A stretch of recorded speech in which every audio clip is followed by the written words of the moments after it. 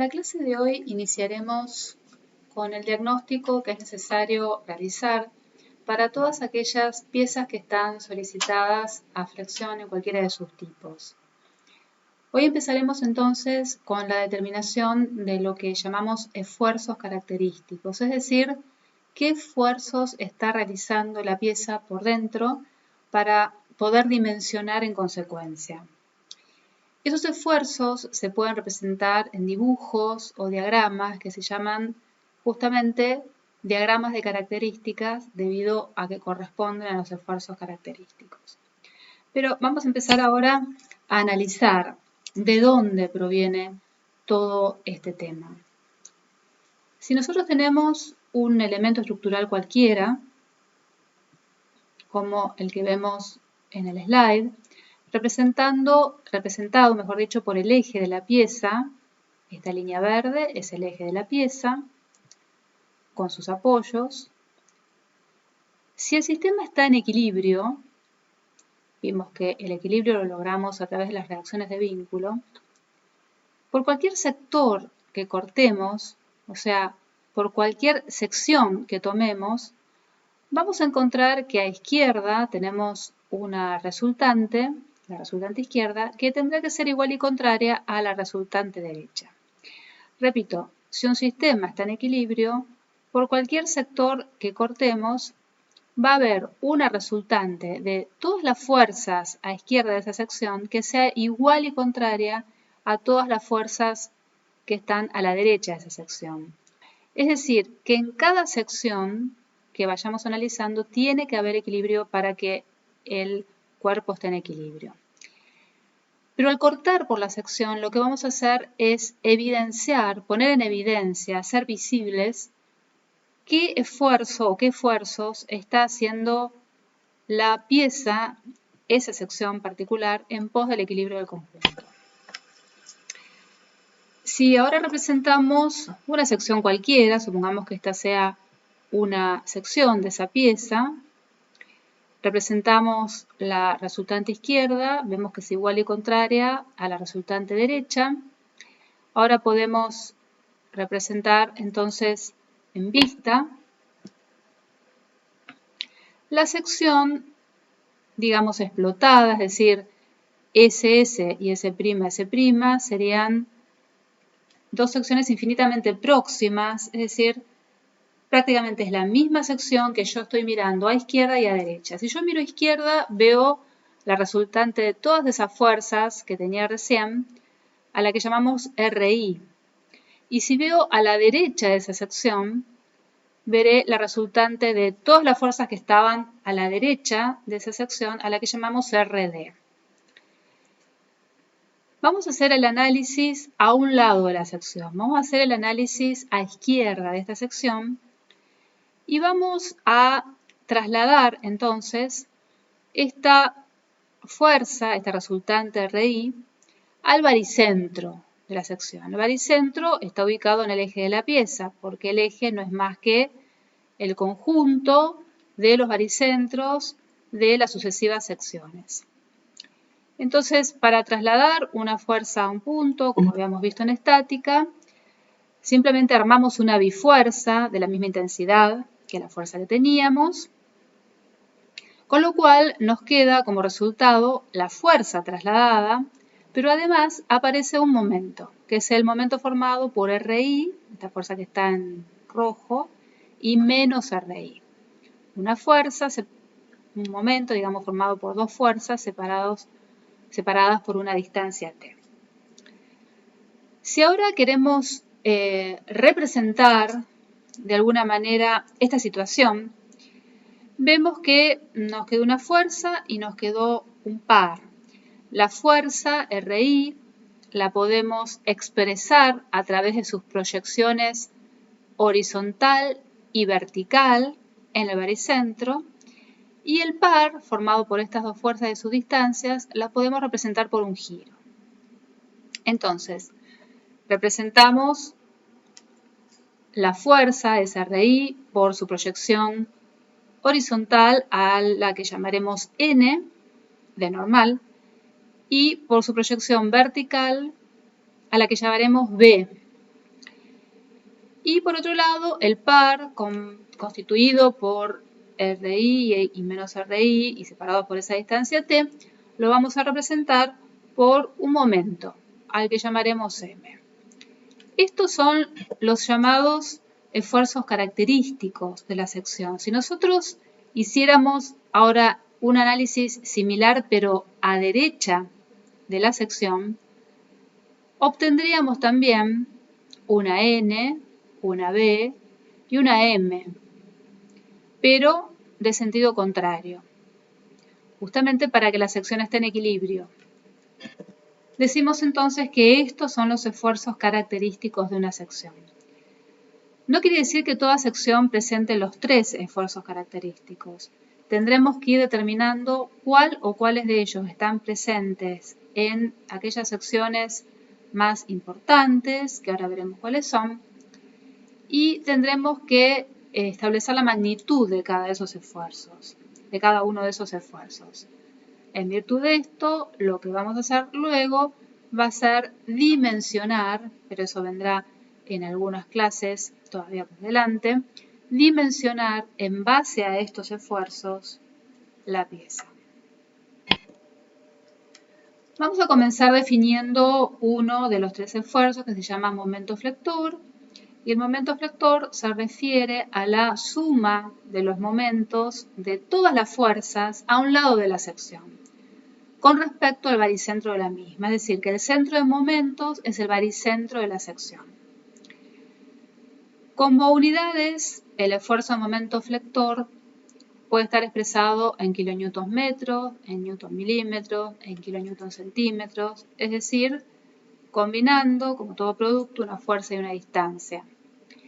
Como signo, para una misma sección, podríamos estar leyendo a izquierda o a derecha, pero por convención vamos a estar leyendo los signos de la izquierda de la sección. Esto significa que si a izquierda de la sección el par, que se presenta como esfuerzo de momento flexor, es horario, es decir, en el sentido de las agujas del reloj, por definición, el momento de esa sección es positivo. Si, por el contrario, el par es antihorario, a izquierda de la sección, por convención se define que el momento de la sección es negativo. Luego podemos definir otro de los esfuerzos que pueden aparecer en cualquier sección de la pieza y que se denomina corte. El corte es la suma de las proyecciones de todas las fuerzas a un lado de la sección sobre el plano de la misma. Es decir, este esfuerzo es tangencial al plano de la sección, es tangencial a la sección. Se representa con la letra, dijimos, B corta. Como unidades podemos tomar kilonewton, newton, es decir, fuerzas, son unidades de fuerza en definitiva. Y como signos, el corte puede ser positivo o negativo. Siempre vamos a estar mirando a izquierda de la sección, es decir, que lo que manda es el corte con el signo que aparezca a izquierda. Si el corte o la fuerza, que es la proyección de todas las fuerzas, es decir, la resultante de corte, va hacia arriba, el corte será positivo. Si en cambio a izquierda de la sección la resultante de corte va hacia abajo, el corte será negativo. Y por último tenemos el esfuerzo normal, que es la suma de las proyecciones de todas las fuerzas a un lado de la sección, sobre la normal al plano de la misma. Es decir, que el esfuerzo normal se toma de manera perpendicular a la sección, al plano de la sección. Como unidades, el esfuerzo normal, que se simboliza con la letra N, pueden ser kilonewtons, newtons, es decir, también unidades de fuerzas, o en definitiva es una resultante de fuerzas. Y como signo, tendremos signo positivo cuando el esfuerzo normal tira de la sección, es decir, está imprimiendo una tracción. Y si, por el contrario, esa fuerza normal está tratando de empujar la sección, es decir, comprimiéndola, ese esfuerzo de compresión se toma por convención como negativo. Vamos a empezar a ver cómo representamos en un diagrama estos esfuerzos característicos. Pero para eso, primero vamos a explicar algunas convenciones, alguna nomenclatura y algunas cuestiones a tener en cuenta. Por empezar, tenemos que dibujar el diagrama de cargas de la pieza, que es algo como lo que tenemos en este slide. Siempre representamos el eje de la pieza con sus apoyos y las cargas. Vamos a tener una escala de fuerzas para representar las cargas, una escala de longitudes para representar la distancia, las cotas. Ahora, la unidad de esas escalas puede ser distinta, es decir, yo puedo tener como unidad para las escalas de fuerza un valor y para la escala de longitudes otro, es decir, son escalas independientes. Por ejemplo, yo para la escala de longitudes puedo estar diciendo, bueno, voy a tener 2 centímetros por metro, ¿sí?, de distancia. Entonces, 2 centímetros de mi hoja de papel van a representar 1 metro. Pero para la escala de fuerzas, a lo mejor yo digo, voy a tener 10 kilonewtons por centímetro. Y entonces este vector va a estar representado con 2 centímetros, ¿sí?, con 2 centímetros, pero va a expresar 20 kilonewtons. Acá voy a tener también 2 centímetros, pero esto está expresando 1 metro. O sea, como vemos, las unidades, ¿sí?, de las escalas pueden ser distintas, dependiendo de las magnitudes que estemos trabajando. Si tenemos magnitudes muy grandes, vamos a estar utilizando escalas de tal manera que nos entre el dibujo en la hoja. Bien, otra cuestión que tenemos que tener muy en cuenta es que debemos poner en equilibrio a la pieza. Para poner en equilibrio la pieza, vamos a repasar un poco, tenemos que determinar las reacciones de vínculo. En este caso vamos a resolver las reacciones de vínculo. Ya nosotros por otras clases sabemos resolverlas.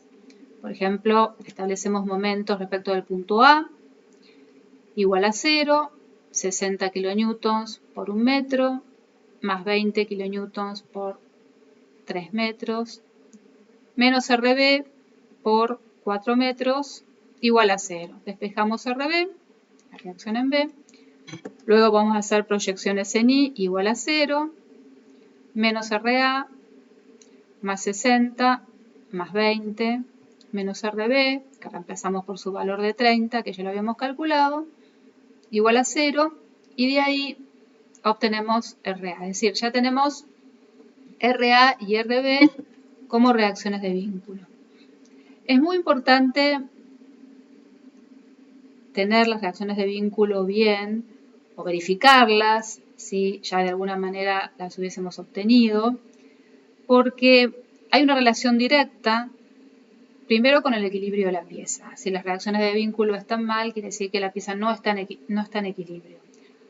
Por otro lado, aún teniendo las reacciones de vínculo mal y no pensando en el equilibrio, pero queriendo sacar los esfuerzos, también los esfuerzos característicos nos van a dar mal.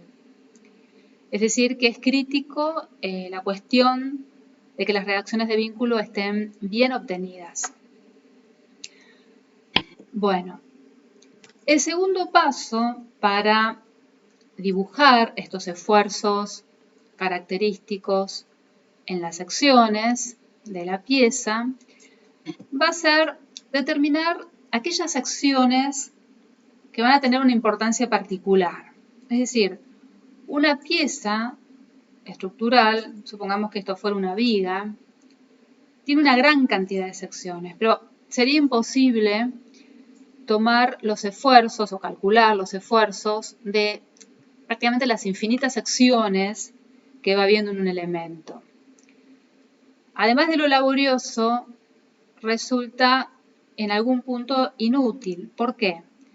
Porque hay sectores de pieza en que no hay un cambio de situación. No hay un cambio de situación en cuanto a las cargas, fundamentalmente, o no hay un cambio de situación en cuanto a las condiciones de apoyo, las direcciones de las barras, con lo cual se va manteniendo de alguna manera la situación que se había establecido en alguna sección anterior.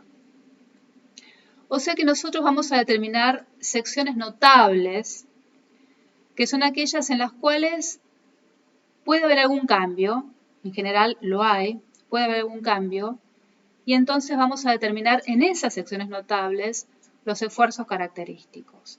Es decir, no en todas las secciones de la pieza, sino en aquellas secciones notables. La pregunta sería, bueno, ¿cuáles son esas secciones notables? Podríamos decir que hay 4 tipos de secciones notables. Podríamos determinar al principio y al final de la barra, ¿sí? Yo voy a determinar una sección notable al principio, ni bien comienza la barra, y otra sección notable justo antes de terminar la barra. Otro tipo de sección notable podría ser al principio y al final de cargas distribuidas, ya sea uniformes o no uniformemente distribuidas. En este caso no tenemos.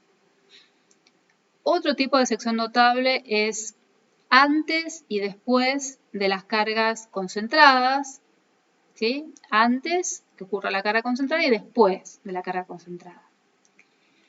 Y un cuarto tipo de sección notable sería antes y después de los apoyos o nudos. Si estuviéramos en el caso de un pórtico, en que tendríamos un nudo, por lo menos, o más de un nudo, bueno, antes de llegar al nudo tendremos que establecer una sección notable y luego de pasar por el nudo tendríamos que establecer otra sección notable. En este caso, sería establecer una sección notable inmediatamente después del apoyo A y otra sección notable justo antes del apoyo B. Ahora, a medida que vayamos resolviendo, van a ir apareciendo esos casos. Hay algunas secciones notables que coinciden en cuanto a su tipo. Por ejemplo, vamos a determinar la primera sección notable de esta barra, siempre haciendo un barrido de izquierda a derecha. Entonces, empezando, digamos, desde el apoyo A, la primera sección notable la estaríamos estableciendo inmediatamente después que tengo el apoyo, ¿sí? Pero esa sección notable, yo la dibujé acá, se dibuja con una rayita y se le asigna el número.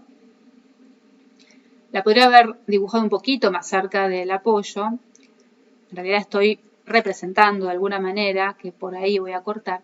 Esta sección notable es infinitamente próxima al apoyo A. ¿Qué quiere decir? Si es infinitamente próxima, quiere decir que no hay distancia entre la sección y el apoyo. Está justo al término del apoyo. Esta sección notable, que está justito cuando está terminando el apoyo A, coincide con el tipo de sección notable que yo les había contado que se marca al iniciar la barra. Entonces, esa sería la sección número 1. Sigo recorriendo la barra y justo antes de actuar esta carga puntual de 60 kN, voy a establecer mi segunda sección notable, infinitamente antes de la fuerza de 60 kN. La tercera sección notable, infinitamente después o inmediatamente después de actuar la carga de 60 kN.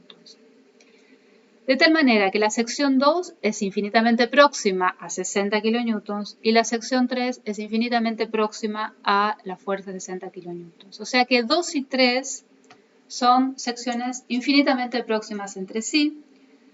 No hay una distancia entre ellas. Lo único que existe es el accionar de una fuerza, en este caso de 60 kN. Seguimos recorriendo la barra y encontramos la fuerza de 20 kN. Por lo tanto, tenemos que establecer la sección 4, infinitamente antes de que actúe esa fuerza de 20 kilonewtons, la sección 5, infinitamente después.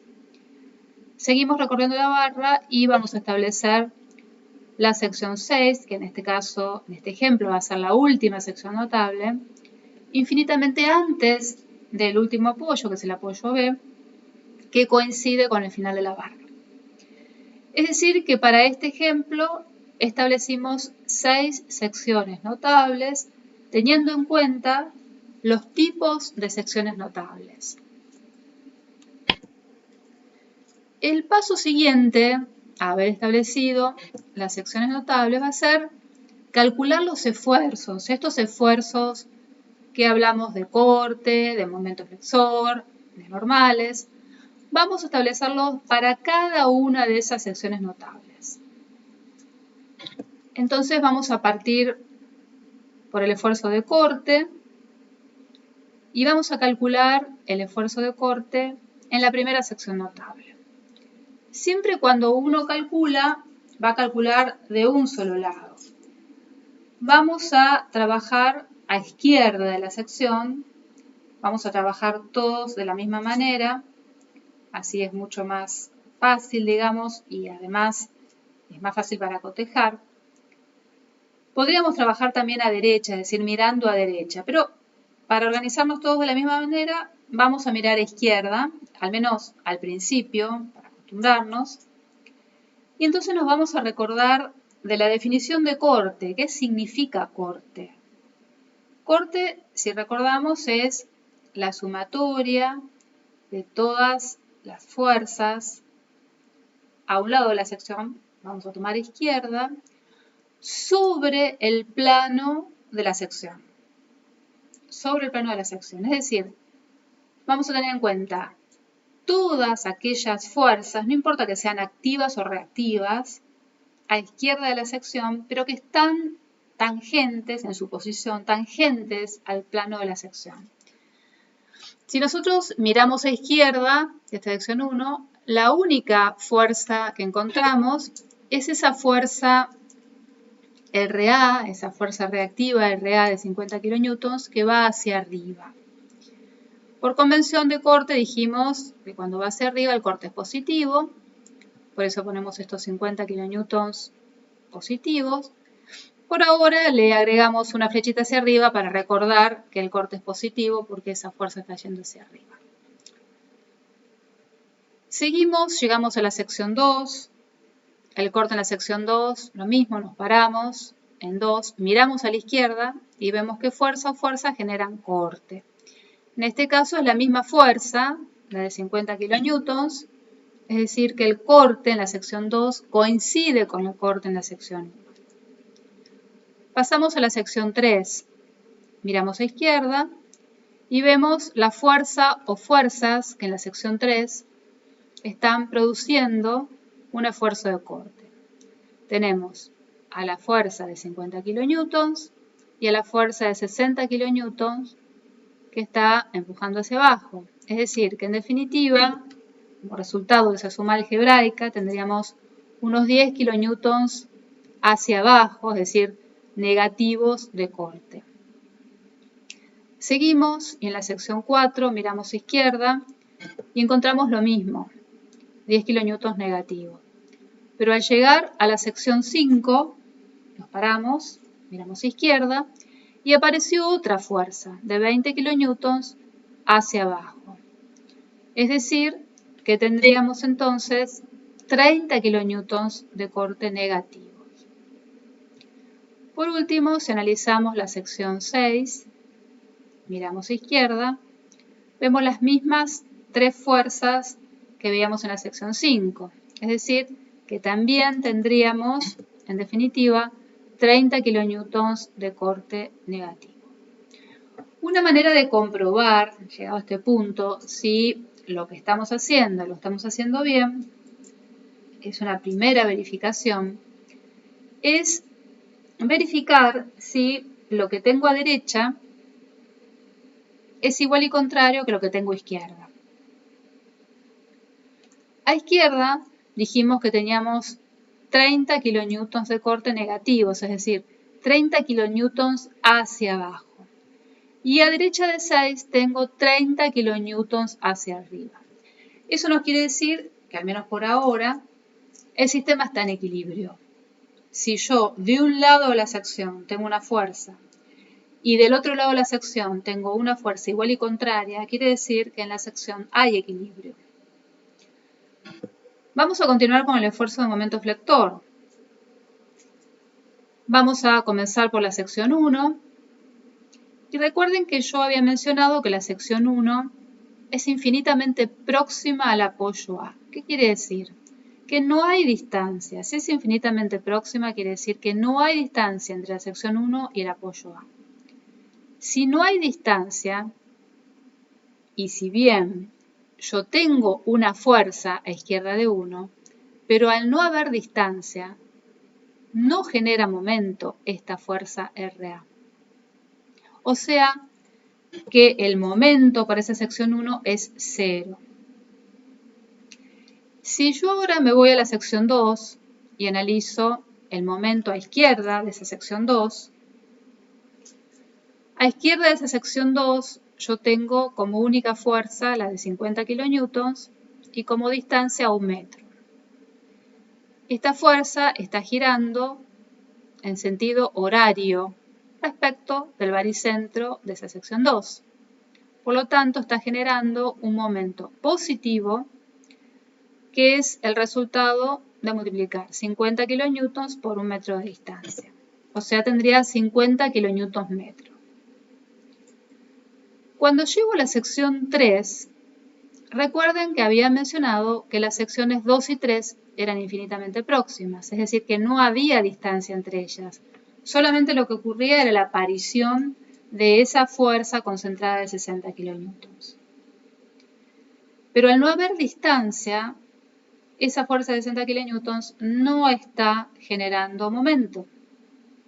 Por lo tanto, podemos decir que el momento en la sección 3 es el mismo momento que yo tenía en la sección 2, es decir, 50 kilonewtons metro.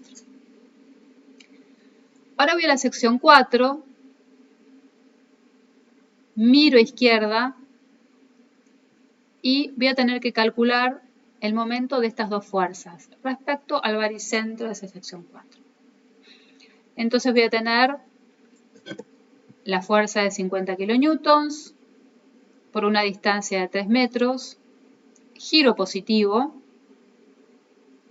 y luego tengo la fuerza de 60 kilonewtons por la distancia 2 metros, giro negativo. Hago la cuenta y como resultado tengo 30 kilonewtons metro en la sección 4. Con la sección 5 pasa la misma situación que lo que pasaba con la sección 3 respecto de la 2, ¿sí?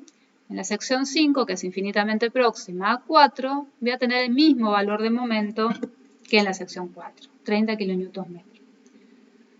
Y por último, tengo que calcular el momento en la sección 6. Si yo hago las cuentas de la fuerza de 50 kilonewtons por la distancia, menos la de 60 kilonewtons por su distancia, menos la de 20 kilonewtons por su distancia, ese resultado me va a dar 0. O mejor dicho, me tendría que dar 0. ¿Y cómo me doy cuenta yo que ese resultado da 0? Bueno, porque si yo miro a derecha de la sección 6 y calculo el momento, ahí es muy fácil porque tengo una sola fuerza, pero no hay distancia, o sea que el momento de 6 a la derecha es 0. Entonces de 6 a la izquierda también tiene que ser 0.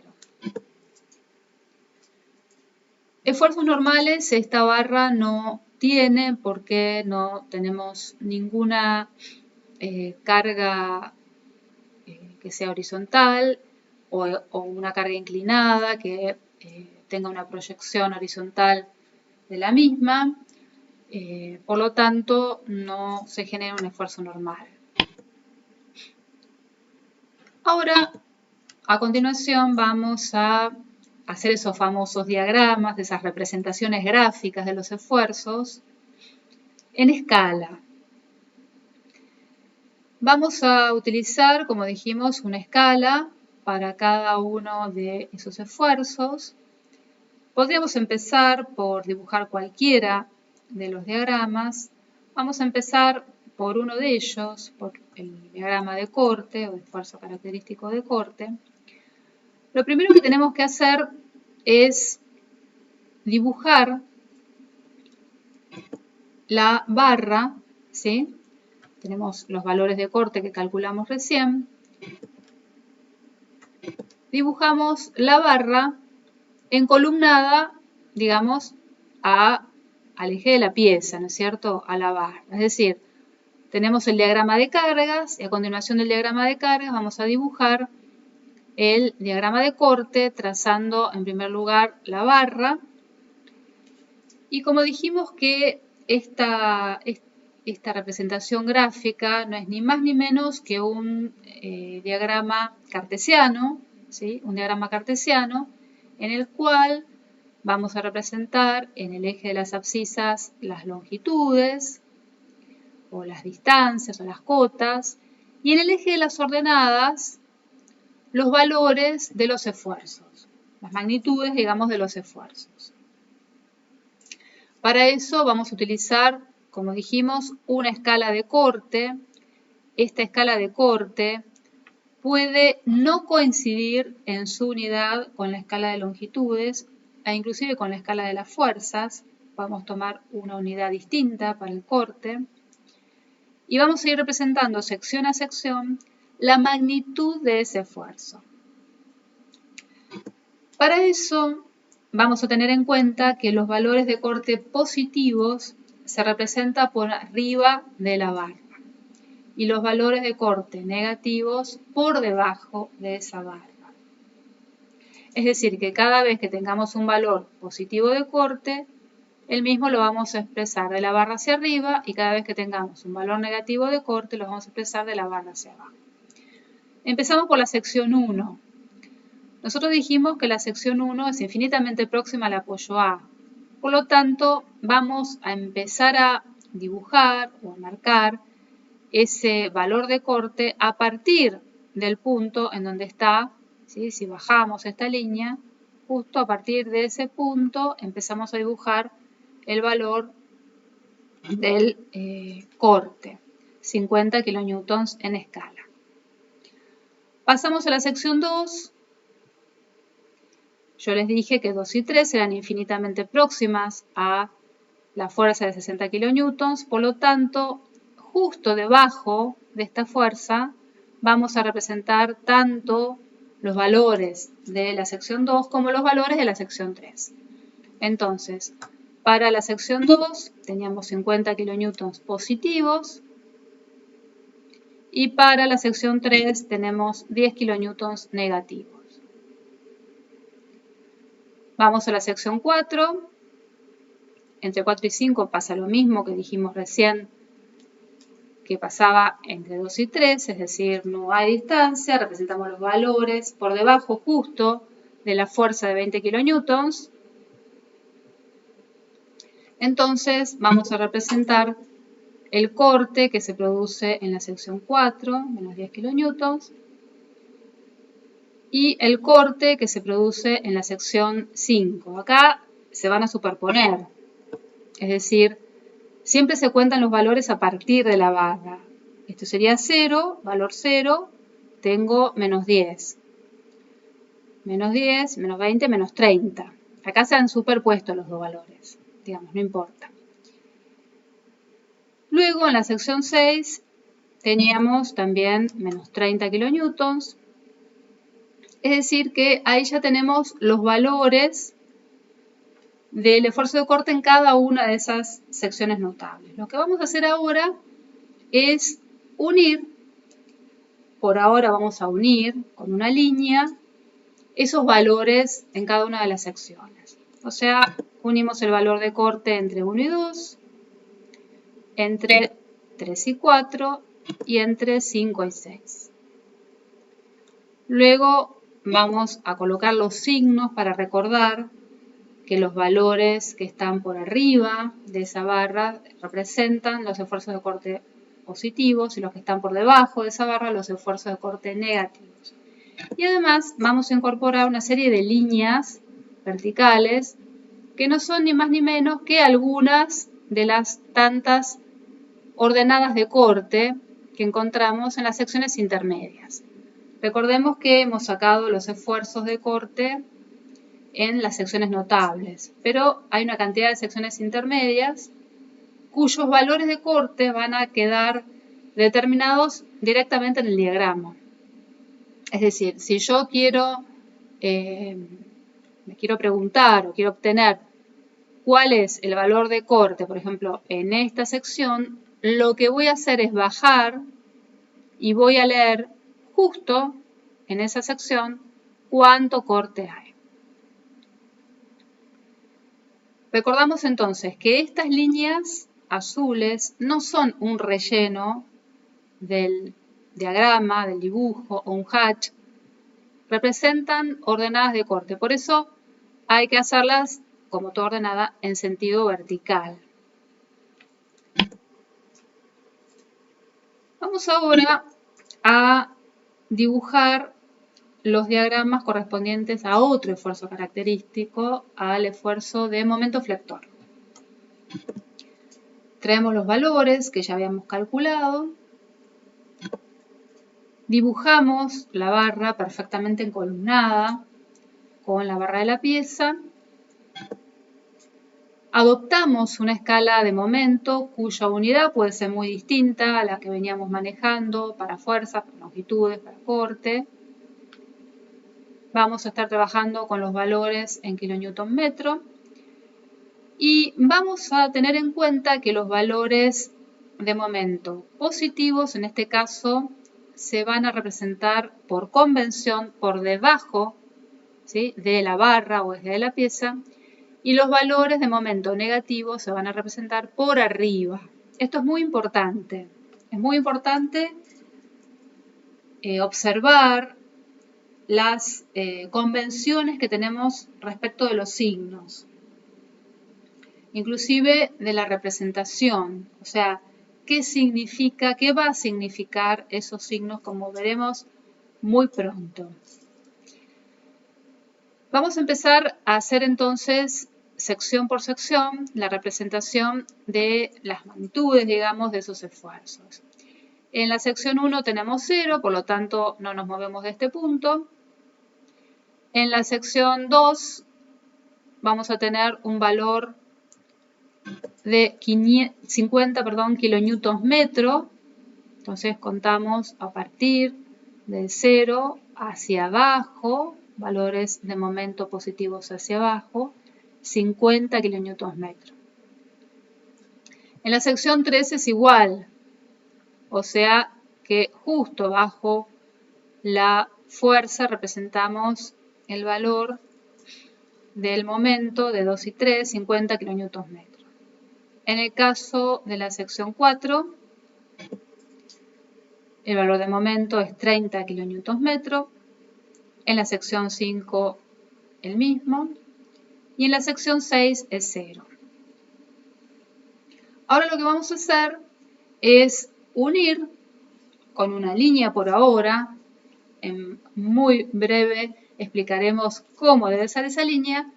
Unimos los valores de momento en cada una de esas secciones. Es decir, unimos el momento en 1, que era 0, con el momento en 2, que era 50 kilonewtons metro. Unimos el valor de ese momento en 3 con el valor del momento en 4. Y unimos el valor de momento en 5 con el valor de momento en 6, que era 0. Tal como habíamos hecho en el caso del corte, agregamos el signo dentro del diagrama para confirmar y recordarnos que ese momento, por convención por supuesto, pero ese momento va a tener signo positivo. Esto nos va a servir luego para dimensionar. Y agregamos esas líneas verticales, esas ordenadas, que en este caso van a ser de esfuerzo de momento flector. Dibujamos algunas. Y ya prácticamente estaría terminado el diagrama de momento flector. Yo les comenté que cuando cerrábamos este diagrama, o sea, dibujábamos la envolvente, digamos, de ese diagrama, lo hacíamos con una línea. Pero alguno podría preguntarse, bueno, acá se cerró con una línea recta, pero ¿qué tal si otro lo hubiese querido cerrar con una línea curva? Y a lo mejor otro preguntaría, bueno, yo lo quiero cerrar con una línea curva, pero hacia el otro lado. Es decir, ¿quién determina cómo se cierra entre sección y sección un diagrama? En definitiva, ¿quién determina cómo es la variación de ese esfuerzo entre sección y sección notable? ¿Es una variación, digamos, que responde a un parámetro lineal? ¿Es una variación cuadrática? ¿Es una variación? Es decir, tenemos que analizar por qué esa variación es de determinada manera y no de otra. Y para eso tenemos que tener muy en cuenta que cuando dibujamos los diagramas, tenemos que hacerlo con un orden determinado. Vamos a dibujar el diagrama de cargas, luego vamos a dibujar el diagrama de corte, como hicimos hace un rato, y luego vamos a dibujar el diagrama de momento. ¿Por qué? Porque estos tres diagramas guardan una relación. Y esa relación funcional que va a haber en estos diagramas es lo que nos va a determinar cómo cerrar esa envolvente entre secciones. Bueno, vamos a comenzar analizando una viga, ¿sí? Un elemento que está empotrado con una carga cualquiera, por ejemplo, una carga de este tipo. Y entonces vamos a analizar un sector de esa carga. Pero un sector que está entre dos secciones, SS y S', dos secciones infinitamente próximas. Si nosotros ahora hiciéramos como un zoom a esa sección, es decir, esto lo agrandamos un poco para ver cómo lo vamos a analizar y qué es lo que está pasando, nos encontramos con esta situación. Tenemos una carga que en una distancia muy chica, un diferencial X, porque son secciones infinitamente próximas, pasa de Q1 a Q2. Es decir, hay una variación de carga, aumenta la carga. Y a su vez, si nosotros analizáramos y calculáramos los valores del esfuerzo de corte para cada una de esas dos secciones infinitamente próximas, veríamos que tenemos un valor de corte, BS, que pasa a convertirse en otro valor de corte, BS'. O sea que entre BS y BS' hay un diferencial de carga. Es decir, hay un diferencial de longitud, delta X, hay un diferencial de carga. Si ahora nosotros establecemos la superficie de esta especie de trapecio, podemos asimilar esta curva a una recta directamente, es decir, podemos tomar la superficie de este trapecio, diríamos que es la base menor más la base mayor por la altura, que es delta X, sobre 2. Es lo que tenemos acá expresado. O sea que esta superficie, ¿sí?, corresponde a esta ecuación. Por otro lado, ese diferencial de carga corresponde a la variación del corte. Es decir, el diferencial de carga sería el corte BS' menos BS. Es decir, el corte que produce Q2, la carga 2, menos el corte que produce la carga Q1. En definitiva, ese diferencial de carga también corresponde a la superficie de este trapecio, a esa área. Es decir, que ese diferencial de carga es ese diferencial R Es decir, es esta misma ecuación que nosotros teníamos acá. Es decir, que en definitiva el corte está en función de la carga. En el límite, cuando x tiende a 0, Q2 es igual a Q1 es igual a Qx. Delta x es igual a diferencial x. Y ahí viene la primera conclusión en que el diagrama de cargas no es ni más ni menos que la derivada del diagrama de corte. O lo que sería lo mismo expresar que el corte es la integral primera del diagrama de carga. Con el mismo tipo de análisis podríamos establecer que el diagrama de momento flector no es ni más ni menos que la integral primera del diagrama de corte. Acá corte está expresado con la letra Q. Antes, en los anteriores reglamentos, se expresaba el corte con la letra Q mayúscula. Sería lo mismo que B en este caso, ¿no? Es decir, que hay una relación diferencial entre diagramas. Hay una relación que existe entre el diagrama de cargas y el diagrama de corte. Hay una relación que existe entre el diagrama de corte y el diagrama de momentos. No hay relación con el diagrama de esfuerzos normales. El diagrama de esfuerzos normales, digamos, va por otro lado. Pero entre estos tres hay una relación funcional, ¿sí? Hay una relación de funciones. De tal manera que uno es la derivada del otro, o lo que sería lo mismo que este otro es la integral de ese primer diagrama. Para, digamos, hacer un poco más sencillo el trazado y de pronto, bueno, no estar todo el tiempo integrando o derivando, directamente podemos recurrir a la lectura de una tabla, como la que vemos en el slide, en donde tenemos tipos de carga y tenemos sus correspondientes esfuerzos de corte y momento flector. Acá nuevamente el esfuerzo de corte aparece con la letra Q, porque como yo les decía recién, si ustedes recurren a la bibliografía anterior, digamos, a este reglamento, el corte se expresaba con la letra Q. Entonces, por ejemplo, si tenemos, como en el anterior ejemplo, una carga concentrada y luego hasta la siguiente situación no tenemos ninguna otra carga, es decir, no hay variación de carga. Si no hay variación de carga, el corte se mantiene constante. Y luego el momento flector va a tener una variación lineal, es decir, una variación de primer grado.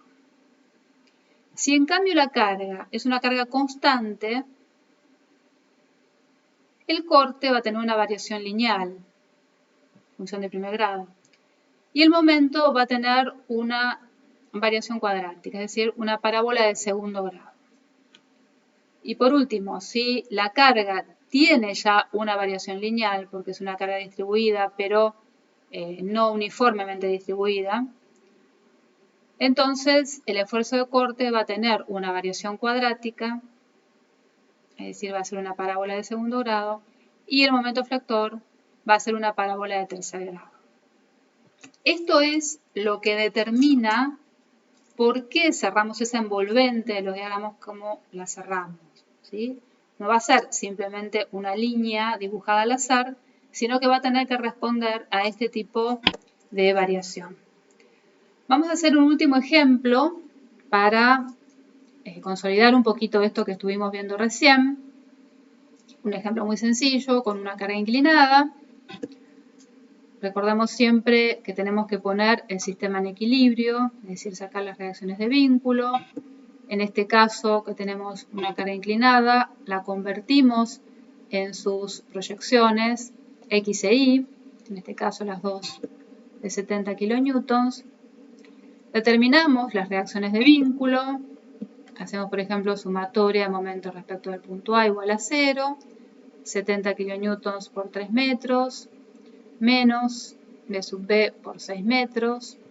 Recuerden que una vez que trabajamos con las proyecciones, ya no tomamos en cuenta, por supuesto, esta carga inclinada. Bueno, B sub B nos da 35 kilonewtons.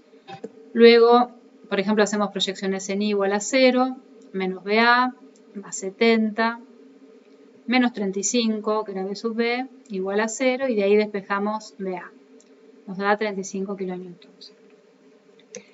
Y por último, podríamos hacer proyecciones en X igual a 0 y nos daría que en el apoyo fijo tenemos la reacción HA de 70 kilonewtons, que digamos va a ser igual y contraria a la proyección de la fuerza activa, que era de 70 kilonewtons. Ahí tendríamos las reacciones de vínculo. Pasamos ahora a determinar las secciones notables. Comenzamos siempre, para ser ordenados y no olvidarnos de nada, de izquierda a derecha de la barra. Establecemos la primera sección notable 1, inmediatamente después del apoyo A, inicio de la barra, la sección notable 2, justo antes de la fuerza puntual, la sección 3, justo inmediatamente después de esa fuerza puntual. Fíjense que tanto las proyecciones Y como la proyección X coinciden en el mismo punto en donde tenía aplicación esa fuerza inclinada de 100 kilonewtons. Y finalmente la sección 4, justo antes del apoyo B, final de la barra. Una vez que determinamos las secciones notables, estamos en condiciones de calcular los esfuerzos en esas secciones notables. Vamos a comenzar por el esfuerzo de corte. En la sección 1, si nosotros nos paramos en 1 y miramos a izquierda, la única fuerza que está generando corte es la fuerza de 35 kilonewtons, no la fuerza de 70 kilonewtons. Porque recuerden siempre la definición del esfuerzo que estamos calculando. El esfuerzo de corte habla de la suma de las proyecciones de todas las fuerzas a la izquierda de la sección sobre el plano de la sección. Es decir, que su dirección tiene que ser tangente a la sección. Por eso esta HA no entraría en este caso. O sea que tenemos la fuerza de 35 kilonewtons. Luego vamos a la sección 2, miramos a izquierda, vemos lo mismo. Ahora pasamos a la sección 3 y entre 2 y 3 actuó la fuerza, proyección de la fuerza inclinada, esta fuerza de 70 kilonewtons, es decir que tendríamos como resultado 35 kilonewtons negativos de corte. Y en 4 tendríamos lo mismo. Podríamos verificar, de 4 a la derecha tenemos 35 kilonewtons positivos de corte, así que en principio estaríamos bien. Calculamos el momento. En 1 es 0, pasa algo similar a lo que pasaba en el caso anterior. Si bien hay dos fuerzas justo antes de la sección 1, sin embargo, como no hay distancia, porque la sección 1 es infinitamente próxima al apoyo A, al no haber distancia no hay momento. Esto para el caso de la fuerza BA. Y por otro lado, la fuerza HA también pasa por ese punto. Respecto de 1 no generaría momento. O sea que el momento en 1 es 0. Para el momento en 2, la única fuerza a izquierda de 2 que estaría generando momento sería BA de 35 kilonewtons por la distancia, ya que HA pasa por el punto A, por lo tanto no genera momento. Tendríamos 105 kilonewtons metro. En 3 tendríamos el mismo momento flector que en 2. Y en 4, nuevamente tendríamos que hacer la cuenta, en este caso 35 kilonewtons por 6 metros, menos 70 kilonewtons por 3 metros, y eso debiera darnos 0. ¿Cómo me doy cuenta? Porque si yo hago el cálculo a la derecha de 4, veo que a derecha de 4, si bien tengo una fuerza, no tengo distancia. Finalmente tendría que hacer los cálculos del esfuerzo normal. el esfuerzo normal es aquel que corresponde a la proyección de todas las fuerzas, pero perpendiculares al plano de la sección. Acá sí, las fuerzas que inciden perpendicularmente o transversalmente. Entonces, si yo miro de 1 a la izquierda, la única fuerza que tengo en esa situación es la fuerza HA. Por eso, en la sección 1, la fuerza normal es de 70 kilonewtons negativos, porque está tratando de comprimir a esa sección 1, y dijimos que por definición, cuando comprime o trata de comprimir a la sección, el esfuerzo es negativo, por convención, si trata de atraccionarlo sería positivo. En la sección 2, miro izquierda y tengo exactamente lo mismo que en 1. Y en la sección 3, fíjense que la sección 3 está inmediatamente después del accionar de la fuerza y sus proyecciones, por supuesto. O sea que en 3 ya actuó esta proyección horizontal. Es decir, que si yo hago la cuenta, 70 kilonewtons a la derecha, menos 70 kilonewtons a la izquierda, en definitiva, en 3 estoy teniendo 0 como esfuerzo normal. Igual que en 4. Cuando llego a la sección 4, miro izquierda y se me equilibraron esas dos horizontales. Si mirara a derecha no hay ninguna fuerza horizontal, o sea que es 0. Ahora podemos pasar a trazar en escala los diagramas de estos esfuerzos que estuvimos analizando. Vamos a empezar por el esfuerzo de corte. Traemos los valores cerquita, así los tenemos para representar. Trazamos la barra. Determinamos una escala de esfuerzos de corte. Ponemos los signos correspondientes arriba. Vamos a representar los valores positivos, debajo los valores negativos.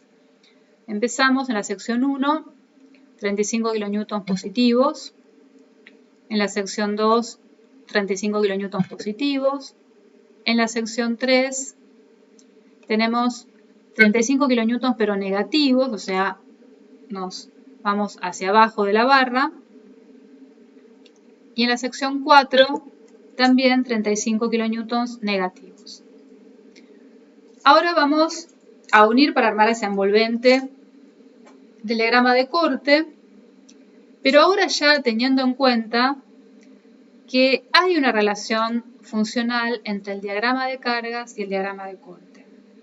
Y nosotros habíamos dicho que el diagrama de cargas era la derivada del diagrama de corte, de tal manera que si no hay variación de carga entre una sección y la otra, entre la sección 1 y la sección 2, por ejemplo, el corte se va a mantener constante, por lo que también analizamos en ese ejemplo de esa piecita empotrada, ¿sí? Si no varía la carga en más o en menos, el corte se mantiene constante. O sea que cerramos directamente con una línea que nos está haciendo ese corte constante en todas las secciones intermedias. Lo mismo va a pasar entre las secciones 3 y 4. El corte se mantiene constante porque no hay variación de carga entre 3 y 4. Luego agregamos los signos y finalmente agregamos ordenadas de esas líneas que representan ordenadas de corte en las secciones intermedias. Como segundo paso, en la representación de los esfuerzos característicos, vamos a representar a los momentos. Por supuesto, siempre dibujamos la barra. Siempre tiene que estar encolumnada con la pieza. Yo en este caso la dibujo un poquito más arriba para distribuir, digamos, en la hoja el dibujo. Ustedes a medida que avancen y que empiecen a hacer ejercicios, cada vez se van a dar cuenta mejor de cómo distribuir la hoja y de qué escalas adoptar o qué unidades de escala adoptar. Entonces, para el momento dijimos que Vamos a representar los valores negativos por arriba y los positivos por debajo. El momento en 1 es 0, o sea que acá tenemos el punto 0 de esfuerzo. Recuerden que la barra, o sea, el eje de la pieza, representa los valores 0, ¿no? Luego, en 2, tenemos un momento de 105 kN, igual que en 3. Valores positivos, por eso representamos por abajo. Y en 4, el valor es 0. Ahora tendremos que dibujar la envolvente de ese diagrama de momentos. Y para ello vamos a recordar la relación entre funciones. Dijimos que el diagrama de cargas era la derivada del diagrama de corte. Y a su vez, el corte es la derivada de momentos. O sea que, si no teníamos variación de cargas, el corte era constante, como dibujamos recién. Y si el corte era constante, entonces el momento debía tener una variación lineal. Por eso, entre 1 y 2, esa variación va a estar representada linealmente. O sea, sin miedo a equivocarnos, esto va a ser una línea recta. Y entre 3 y 4 va a pasar lo mismo. No hay variación de carga, el corte es constante y entonces el momento va a tener una variación lineal. Agregamos el signo, todo momento positivo en este caso, y ordenadas de momento flexor. Y por último tenemos que representar los valores de los esfuerzos normales. Los traemos a la hoja para tenerlos más cerca. Dibujamos la barra. Vamos a adoptar una escala de esfuerzos normales. Y en cuanto a los signos, en este único caso da lo mismo representar los valores positivos, por ejemplo, por arriba y los negativos por debajo, o al revés. Pero sí lo que tenemos que tener muy en cuenta es que negativo indica compresión y positivo indica tracción. En este caso tenemos en la sección 1 y en la sección 2 valores negativos de esfuerzo normal, o sea, valores de compresión. Los representamos, como dije recién, por arriba o por debajo de la barra, no importa. Luego no tenemos más valores de esfuerzo normal y dibujamos esa envolvente. Muy importante, acá sí no nos tenemos que olvidar de poner el signo, ¿sí? Porque como no hay convención en cuanto a la representación por arriba o por debajo, podríamos llegar a equivocarnos. Entonces tenemos que tener muy en cuenta colocar el signo dentro del diagrama. En este caso tenemos compresión. Esta parte de la barra se está comprimiendo. Y ponemos algunas de las ordenadas del esfuerzo normal. Fíjense que el esfuerzo normal, como habíamos visto la clase pasada con la solicitación axil de compresión o de tracción, es constante, es un esfuerzo constante. O sea que acá no tenemos que estar pensando nada como puede ser la variación porque siempre es constante. Y el esfuerzo normal no guarda una relación funcional con los otros esfuerzos ni con el diagrama de cargas. O sea que en definitiva, si vemos toda la secuencia, digamos, del cálculo y toda la representación, habría que estar dibujando el diagrama de cargas, a continuación el diagrama de esfuerzo de corte, a continuación el diagrama de momentos flectores y por último el diagrama de esfuerzos normales. Esta sería la secuencia. Recordemos encolumnar bien estos diagramas porque nos va a ayudar a que si quisiéramos calcular o establecer algún esfuerzo en las secciones intermedias, simplemente bajando en la sección que nosotros querramos determinar el esfuerzo, bajando en esa línea, fácilmente podríamos determinar el esfuerzo de corte, seguimos el esfuerzo de momento flector y, bueno, en este caso si siguiéramos, nos daríamos cuenta que en esa sección no hay esfuerzo normal. O sea, es muy importante hacer los diagramas de característica en escala y es muy importante también encolumnar y la secuencia de uno a otro, teniendo en cuenta la relación funcional en el caso de estos primeros 3 diagramas.